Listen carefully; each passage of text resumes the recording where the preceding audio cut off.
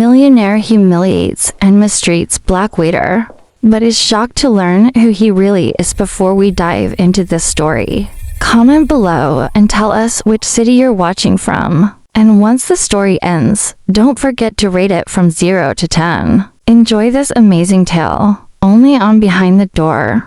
Let's get started.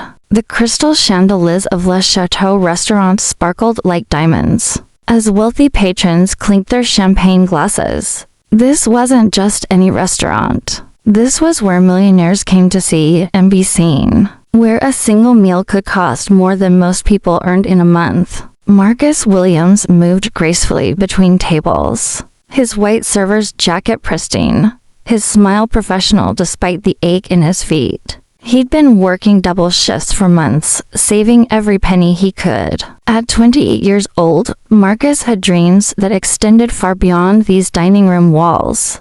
But he needed this job to make those dreams come true. That evening, a black Mercedes pulled up outside. Out stepped Richard Pemberton, a real estate mogul known throughout the city for his luxury developments and his enormous ego. His designer suit probably cost more than Marcus earned in 6 months. Richard strode into the restaurant like he owned it, his girlfriend trailing behind him in a glittering dress. The hostess seated them at the best table in the house, right by the window overlooking the city skyline. Marcus was assigned to their section. He approached with his notepad ready and his practiced smile in place.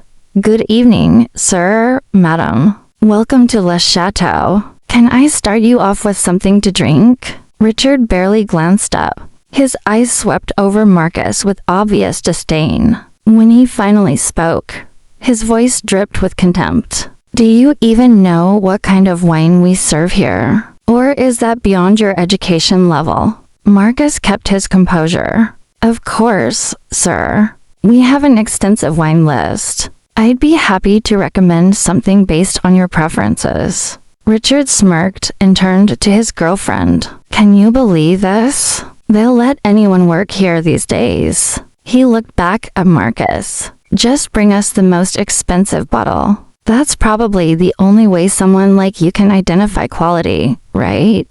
"By the price tag?" The girlfriend giggled nervously, but Marcus noticed she looked uncomfortable.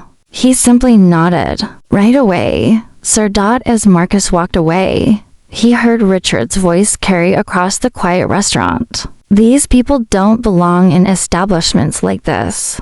They should stick to fast food joints where they can't mess anything up." Other diners glanced over, some looking away in embarrassment, others watching with morbid curiosity. Marcus's hands trembled slightly as he retrieved the wine, a vintage worth $1,200. He'd served hundreds of difficult customers, but something about Richard's casual cruelty cut deeper than usual. When Marcus returned to present the wine, Richard barely let him finish the proper presentation. "Just pour it. I don't need the whole performance."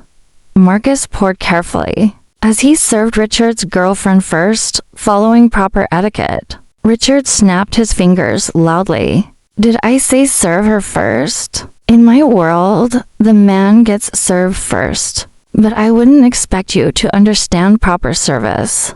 Several nearby tables had gone quiet now, watching the scene unfold. Marcus apologized and adjusted, though he knew Richard was wrong. The restaurant manager, Francois, watched from across the room, his expression troubled but hesitant to intervene. Richard was a regular who spent thousands every visit. Throughout the meal, Richard found fault with everything. The bread was too cold. The soup was too hot. The main course took too long. Each complaint was delivered with another cutting remark about Marcus's intelligence, capability, or worth. When Marcus brought the dessert menu, Richard waved it away dismissively. "I'm sure you can't even pronounce half these items. Just bring us the chocolate souffle. Try not to drop it on the way."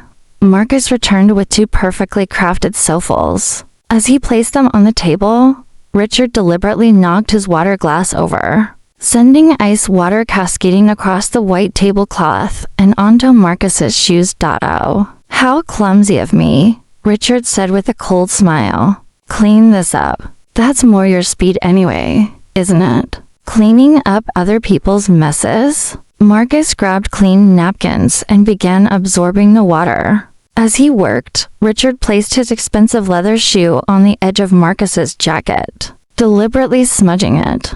That's when something unexpected happened. An elderly gentleman from a nearby table stood up. His name was James Montgomery, and anyone who knew anything about the city recognized him. He was one of the most respected philanthropists in the state, a billionaire whose family name adorned hospital wings and university buildings. Excuse me, Montgomery said, his voice firm but controlled. He walked directly to Richard's table. I couldn't help but notice how you've been treating your server this evening. Richard looked up, his face flushing. With all due respect, sir, this is none of your business.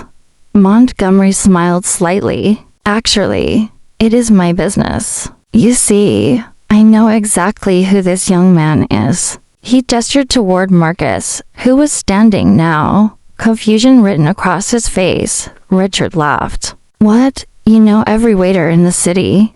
No, Montgomery replied. But I do know Marcus Williams. I know him because 3 months ago, he pulled my granddaughter out of a burning car after an accident on Highway 42. The other drivers just stood there with their phones, recording. But Marcus stopped, broke the window with his bare hands, and dragged her to safety. He stayed with her, kept her calm until the ambulance arrived. She's alive because of him.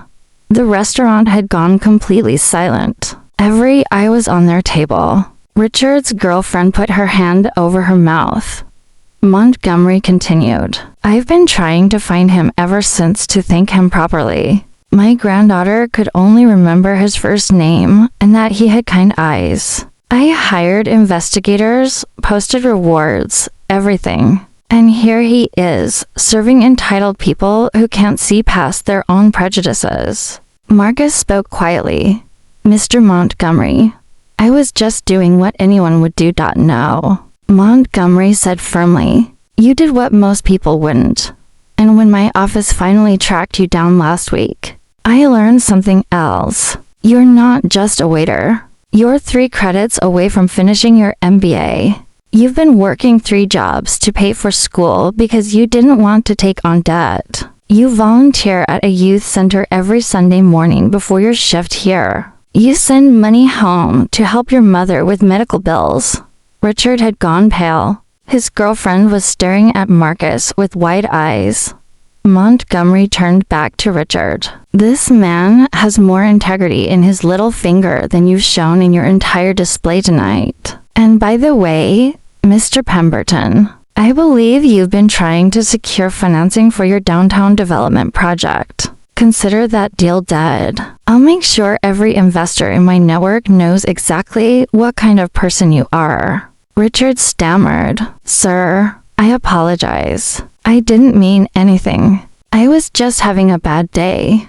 A bad day doesn't excuse cruelty, Montgomery said coldly. He turned to Marcus. Young man, I'd like to offer you a position with my foundation, Director of Community Outreach. It comes with a salary that will let you finish school without working yourself to exhaustion. What do you say? Marcus stood speechless for a moment, then tears welled in his eyes. Sir, I don't know what to say. Thank you.